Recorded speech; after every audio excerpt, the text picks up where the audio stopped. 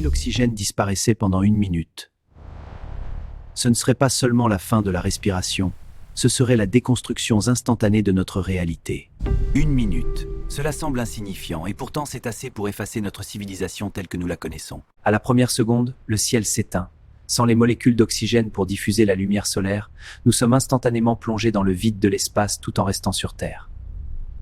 La physique du vol s'effondre. Sans l'oxygène pour soutenir la portance des ailes et alimenter la combustion des réacteurs, le ciel ne pardonne plus.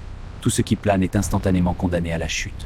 Chaque moteur à combustion sur la planète s'arrête net. Sans oxygène, il n'y a plus de feu, plus d'explosion. Les voitures deviennent des cercueils de métal en roue libre et les avions de simples planeurs de 200 tonnes. L'air change instantanément de densité.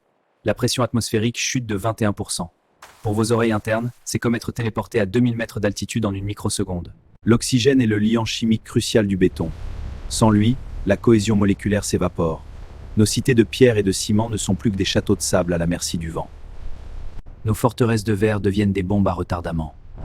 Sans le poids de l'oxygène pour presser de l'extérieur, l'air restant à l'intérieur de nos gratte-ciel pousse les parois jusqu'au point de rupture totale. Sur une Terre sans oxygène, la corrosion n'existe plus. Sans leur couche protectrice d'oxydation, tous les métaux qui se touchent se soudent à froid instantanément. Nos machines deviennent des sculptures de métal figées pour l'éternité. Le plus terrifiant se passe sous vos pieds. La croûte terrestre est composée à 45% d'oxygène. Sans lui, le socle même de notre monde se désintègre, nous plongeant dans une chute libre vers le néant. Sous la surface, le moteur de la vie marine s'éteint. L'oxygène dissous, indispensable au courant et à la respiration aquatique, s'évapore, transformant les jardins d'Éden sous-marins en déserts silencieux. L'eau, c'est H2O. Sans l'atome d'oxygène, il ne reste que l'hydrogène.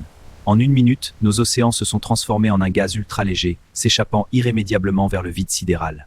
La couche d'ozone est composée d'atomes d'oxygène. Sans elle, le bouclier de la Terre disparaît. En 60 secondes, le Soleil bombarde la surface avec un rayonnement ultraviolette brut, capable de brûler tout ce qui vit en un instant. Pour la première fois, nous voyons l'univers sans filtre.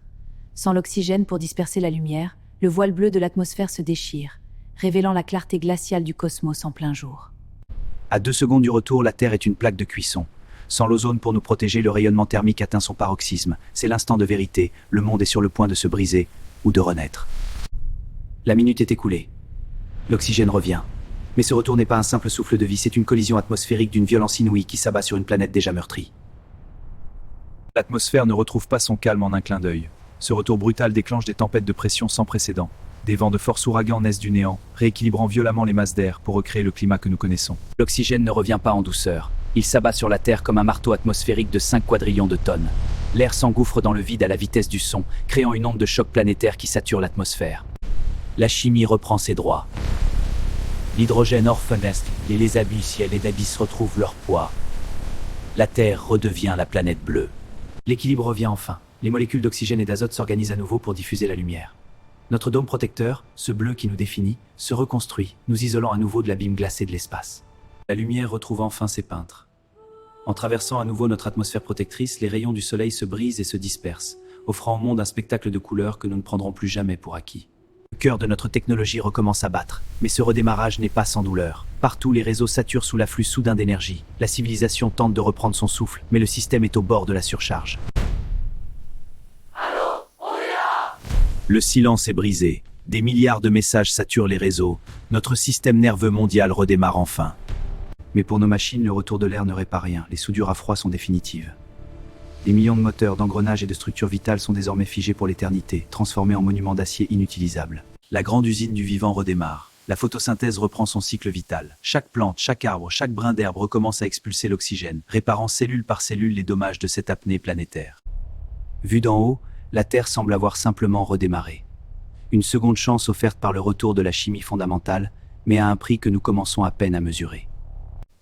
Nous vivons dans un miracle chimique permanent. 60 secondes d'absence suffiraient à effacer notre histoire. Respirez, tant que vous le pouvez encore.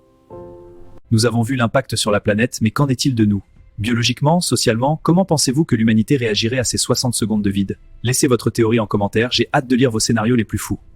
Nous avons survécu à l'apnée planétaire, mais notre réalité est fragile. Prêt à voir le monde s'envoler? Abonnez-vous à Tigrou Lab pour ne pas manquer la suite de nos expériences interdites. Le prochain choc arrive bientôt.